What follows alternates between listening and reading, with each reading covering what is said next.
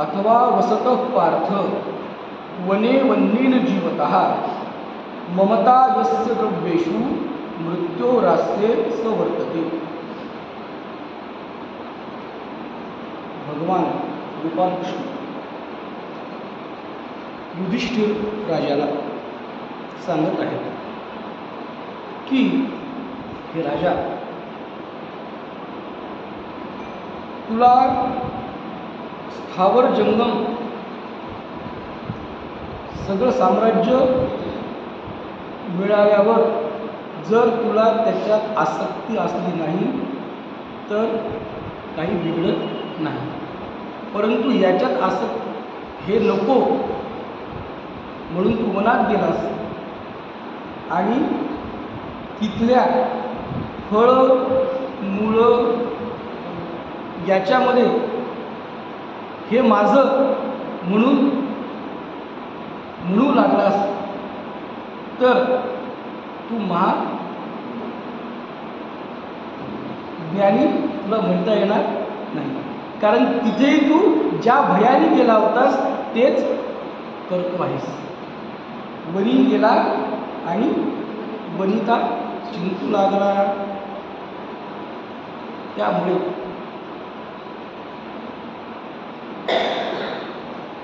तुझा खरा शत्रू हे काय आहे? तुझं मन आहे। तू मनावर विजय मिळव आणि हे युद्ध तुला एकट्याला करायचं आहे, तिथं आम्ही तुझ्या कोणी सोबतीला असणार नाही।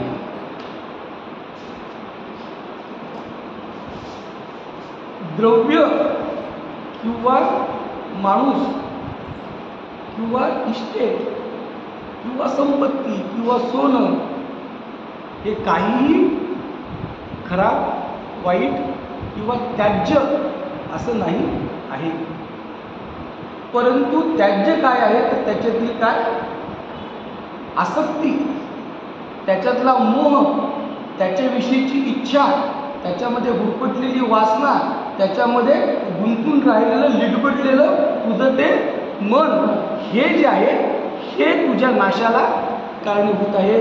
त्या वस्तू सोडून किंवा त्या घेऊन काही फरक पडणार नाही। हा कोणता फॉल्ट आहे? फॅक्टरीमधलं फॉल्ट आहे, हा स्वभाव आहे। त्या स्वभावावर तुला काय करावं लागेल?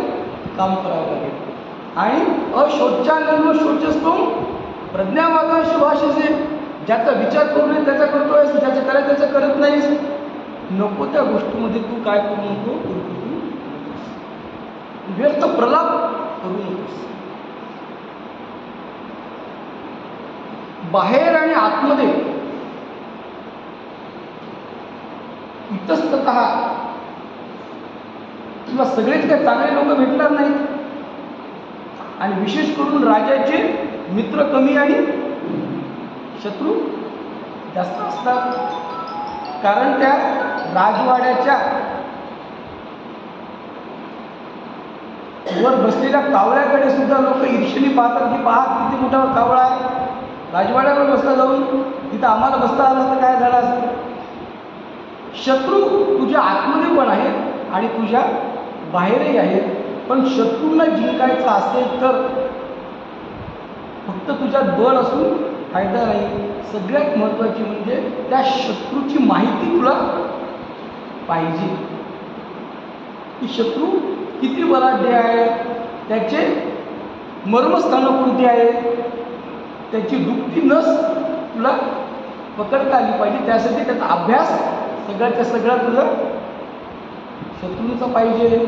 जसं तू बाहेरच्या शत्रूंसाठी तुझे हे तू नियुक्त केले आहेस, तसे आतमधले तुझे शत्रू आहेत त्यांचा स्वभाव तुला माहिती आहे का? ते तुला कसे छळत आहेत, का छळत आहेत आणि कशा प्रकारे तू त्यांच्यावर वरचढ होऊ शकतोस. तेव्हा सगळ्यात महत्त्वाचं जे आहे, तुला मी काय म्हटलं की मम ही 2 अक्षरं काय आहे, तुझं मृत्यूस्थान आहे. मम म्हणलं की ममत्व आलं, ममत्व आलं म्हणलं की गुरफटणं आलं आणि मग बाकी सगळं विसरणं, त्याच्यापुरतंच मर्यादित राहणं. तो तू अमर्याद होतास तू काय होशील, सीमित होशील, तेवढ्यापुरतंच राहशील. तेव्हा तुला म्हणतात की भय इथले संपत नाही, भय इथले संपत नाही. कशापासून भय संपत नाही? स्वतःच पासून, की बुवा आता याला मी पार पाडू शकेल की नाही. ममत्व. आणि एक गोष्ट लक्षात घे राजा, की जे लोक विशिष्ट कामना घेऊन असतात, ज्यांच्या मनामध्ये कामना असते कुठल्या ना कुठल्या गोष्टीची, त्या लोकांची विद्वान लोक प्रशंसा करीत नाही. कारण तू माझी सेवा केलीस नाही केली असं मी म्हणत नाही आहे, पण का केलीस, काहीतरी हेतू ठेवून केलीस आणि तो हेतू तुझा प्राप्त करून घेण्यासाठी तू माझ्याकडे आला होतास. तुझा हेतू नसता तर तू आला नसता. तू निर्हेतूक आला नाहीस, शुद्ध मनाने आला नाहीस, निर्मळ मनाने आला नाहीस. काही ना काही मनात हेतू ठेवून आल्या कारणाने विद्वान जे लोक आहेत ते त्या गोष्टीची कामना ज्यांच्या मनात आहे त्या लोकांची प्रशंसा करीत नाहीत. मग न इह कामा काचित अस्ति प्रवृत्ती, आणि कुठलीही प्रवृत्ती विना कामाची होतच नाही. कोणतीही गोष्ट बिना कामाची करते का? त्याची काही ना काही हेतू त्यांचा. साधा उद्यानामध्ये जायचं असेल, काहून चालले होते तुम्ही बगीच्यामध्ये? पोराला घडवण्यासाठी, संध्याकाळची वेळ घालवण्यासाठी.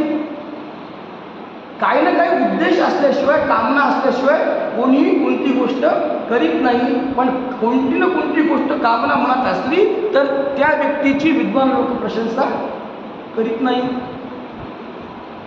आणि ही जी कामना आहे ती कुठून उत्पन्न होते? सर्वे कामा, सगळ्या आपण जी मंत्र पुष्पांजली म्हणतो, कामा मंत्र पुष्पांजलीमध्ये येतं ना,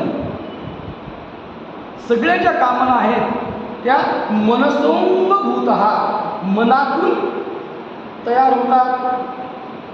त्यांचं स्थान काय असते? मनामध्ये असते. त्यामुळे विद्वान माणसे या कामना या दुःख देणाऱ्या असल्या कारणाने भागवतकार काय म्हणतात की आशा ही परमम दुःखम आणि निराशा परमम सुखम. आशा पाश, आशा असली की त्याच्या पाठीमागे दुःख आहे आलं, आणि मला कुठली आशाच नाही म्हटल्यानंतर दुःख येण्याचं काही. विद्वान माणसं जी आहे कामना दुःख देणारे आहेत म्हणून आधीच त्याचं काय करतात? त्याग करतात. आणि एका जन्मात त्याग करून कामना संपत नाही. हजारों ख्वाहिशें इतनी कि हर ख्वाहिश में ख्वाहिश से दम निकले, बहुत निकले मेरे अरमान फिर भी कम निकले. इतक्या इच्छा, इतक्या आकांक्षा, इतकी स्वप्न, इतकी मनोगत, इतकी मनोराज्य आणि इतक्या शेकचिल्ली, हे करेल त्याच्यानंतर ते करेल, त्याच्यानंतर ते करेल, मनाची धाव काही संपत नाही. शरीराला एक इथलं पाऊल तिथं उचलून टाकता येत नाही, पण मन मात्र मन वढाय वढाय उभ्या पिकातली ढोरं किती हाताला केली, किती का बरं. मन सगळं एका क्षणात इथं एका क्षणात जाते. तर या ज्या वासना आहेत, या जे आपले स्वप्न आहेत, हे आपण विचार करून स्वप्न पाहतो का? आपल्या मर्यादेत आहेत की नाही असं होते का? आणि मग त्याच्यामध्ये पूर्ण होतील का? एका जन्मात झाल्यानंतर मग पुढच्या जन्मात आपण त्याच्यापासून काही आतौटपणे ते काय आहे, चिकटलेले आहे. आपल्या अंतर्मनाला जन्मांतरांचा त्याचा आपला काय आहे, संबंध आहे. आपण काय म्हणतो, आज मला भेटलं तर उद्या भेटेल, उद्या भेटलं नाही तर परवा भेटल्याशिवाय राहणार नाही. असं करता करता आयुष्य गेलं तर या जन्मात नाही, पुढच्या जन्मात सुद्धा मी घेतल्याशिवाय त्याचा पिच्छा मी काही. ते आपला पिच्छा करतो, ते आपण त्या इच्छांचा पिच्छा करतो. ज्यांचा आपण पिच्छा करतो त्या काय असतात, इच्छा. भूयो भूयो जन्मनोभ्यास योगा. या कामनांना दूर करण्यासाठी, त्यांचा त्याग करण्यासाठी योगी महात्मे जे आहेत काय कितीतरी जन्म अभ्यास करत असतात. तपस्विभ्योधिको योगी ज्ञानीभ्योपी मतोधिकः कर्मीभ्यश्चाधिको योगी तस्माद योगी भवार्जुन. तू योगी हो पंडुकुमारा. योगी का हो? कारण ज्ञानापेक्षा योगी कोण श्रेष्ठ आहे? ज्ञानी काय करतो, याच जन्माचा कसा अभ्यास आहे. पण योग्याचा जो आहे तो अनेक काळापासून, अनेक जन्मांतरीचा त्याचा अभ्यास आहे. आणि अभ्यास कशाचा आहे तर अभ्यास कोणतेय वैराग्याच्या गृह्यते. विशी रांधली रससोय, तो जेवणाला ठाऊकी होय, तो ताट सोडून जाय. जर तुमच्यासमोर असं चांदीच्या ताटामध्ये पक्वान्न वाढलेले आहे आणि तुम्हाला जर कळलं की दिसायला तुम्हाला होतं गुलाबजाम, पण त्याच्या आतमध्ये काय आहे, विष आहे, तर तो ताट कसा सोडून पळत निघतो की मला मरायचं नाही, मला पुन्हा हरणी गर्भामध्ये जायचं नाही. म्हणून जड भरत काय होती की मला कुठलंही काम करायचं नाही. माझ्या भावाच्या बायकांनी मला शेतात राखायला पाठव, शिळं उष्ट देव, किंवा कोणी त्या रोगण राजाने मला पालखीला हे करो, किंवा नरबळी देण्यासाठी मला घेऊन जावं. पण मी कोणालाही काही त्या कर्मामध्ये मी अडकणार नाही. कुठल्याही वासनामुळे माझ्या मनात पुन्हा तयार होऊ देणार नाही. ते कारखानाच बंद करून टाकलं पुढच्या सगळ्या गोष्टी. मीच नाही आहे. मी कोणाचा आहे? देवाचा आहे. माझं काही नाही आणि मला काही नको. कारण आवळा घेतला की गोळा द्यावा लागतो. भरपाई फुकट तर काही भेटच नाही. भिकेमध्ये कोणी कोणाला राज्य देत असते का?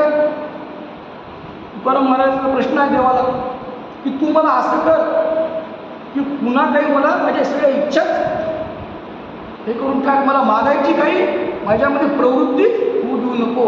कारण इच्छा असेल तर काय होईल, प्रवृत्ती होईल. काही पाहिजे असेल तर हे होईल. भूयो भूयो जन्मनोभ्यास योगा. अनेक जन्मांचा योगी लोकांचा काय आहे, हा अभ्यास आहे. आणि त्या अभ्यासातून त्यांनी सार मार्ग हा योगाचा निवडला आहे. हा अभ्यास ते करतायत. योग म्हणजे जुळले जाणे. यूज झाकूपासून भगवंताशी आपण काय झालं पाहिजे, या कामनांच्या गराड्यामध्ये ते सुटून तिथपर्यंत गेलो पाहिजे.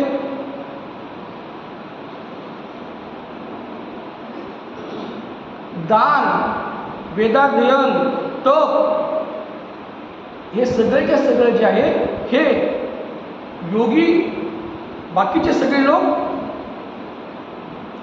करतात, पण त्यांच्यामध्ये कामना ठेवत नाही. आणि कामनापूर्वक या गोष्टी केल्या तर त्याला कुठल्याही प्रकारचा अर्थ राहत नाही. कशासाठी करता हो तुम्ही प्रदक्षिणा? नाही, मला माझं हे काम आहे म्हणून. कशासाठी केला हो तुम्ही अभिषेक? नाही, माझं असं काम झालं म्हणून. मग तुमच्या प्रदक्षिणेला काही अर्थ नाही आणि तुमच्या अभिषेकालाही काही. तुम्ही जर निष्काम कर्म केलं कर्म तर करावंच लागेल. भगवंतांनी उपदेश अर्जुनाला केला का किंवा युधिष्ठिराला केला का? भक्तीचा केला का?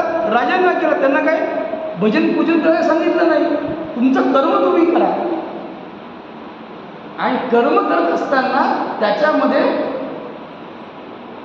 फळाची अपेक्षा ठेवू नका.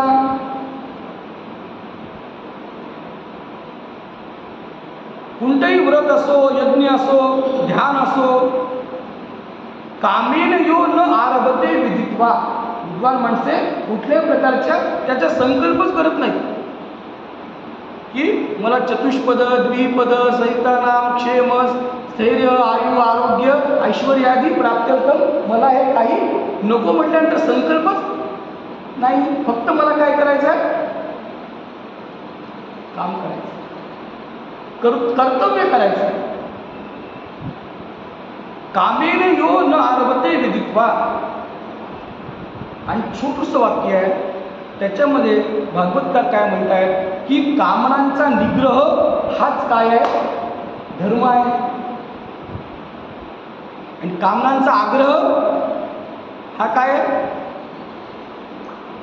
निग्रह आग्रहाच्या विरुद्ध, धर्माच्या विरुद्ध काय? अधर्म. कामनांचा आग्रह ठेवणे हा अधर्म आहे आणि कामनांचा निग्रह करणे हा धर्म आहे.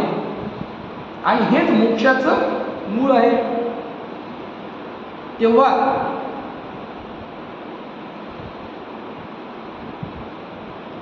मला एक जुनी गाथा, तुकाराम महाराजांची गाथा कशी आहे तशी एक जुनी गाथा मला आठवते. गाथा म्हणजे काय? म्हणजे गीत गायलं जाते ते गीता 700 श्लोकांची आहे, 18 अध्यायाची आहे, पण 4500 5000 अभंग आहे. जास्त मोठा आहे किती काय? गाथा. मला ही गीता आठवते की मी ती पूर्वसुरींकडून ऐकलेली आहे. आणि तिचं नाव काय आहे? कामगीता. आणि ती कामगीता तुला मी सांगतो. तिला कामगीता का म्हणायचं? कामाने सांगितलेली आहे म्हणून कामगीता, भगवंतांनी सांगितले म्हणून भगवद्गीता. याच्यात श्री भगवान वाच्य आहे. याच्यामध्ये काय असणार? कामवाच्य. काम म्हणतो आहे. त्याचं पहिलंच वाक्य आहे कामाचं की मी जो आहे कुठल्याही अनउपायाने नाश होणारा नाही. नाहम शक्यो अनुपायेन हंतुम भूतेन केनचित. कुठल्याही भूताकडून, कुठल्याही प्राण्याकडून मी माझ्यावर जे उपाय करायला पाहिजे ते केले नाही, दुसरेच करत बसले तर मी नष्ट होणार नाही. पण लोक जे आहेत ते जी गोष्टी करायला पाहिजे ती करत नाही आणि वेगळ्याच गोष्टीसाठी मला नष्ट करण्यासाठी वेगळे उपाय करतात आणि त्या उपायामुळे मी नष्ट नाही. जास्त नाही, 5.5-6 श्लोक आहेत. त्याच्यामध्ये त्या कामाचं म्हणणं असं आहे की योग्य उपाय काय आहे की तुम्ही निर्मम असलं पाहिजे आणि तुमच्याजवळ योगाभ्यास पाहिजे. पण या 2 गोष्टी न करता यो मां प्रयतते हंतुम ज्ञात्वा प्रहरणे बलम तस्य तस्मिन् प्रहरणे पुनः प्रादुर्भवाम्यहम्. जे लोक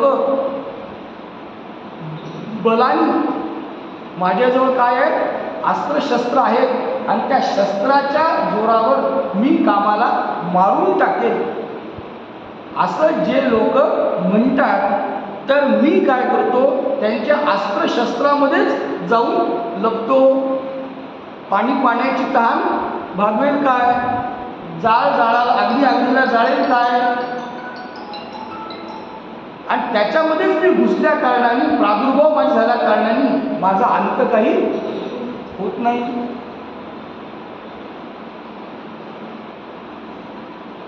भगवंताचे शब्द आहेत, आपण वाचल्याने आपल्याला ते कळणार नाही, पण आणखी त्याच्यात खोल जावं लागेल. असं कसं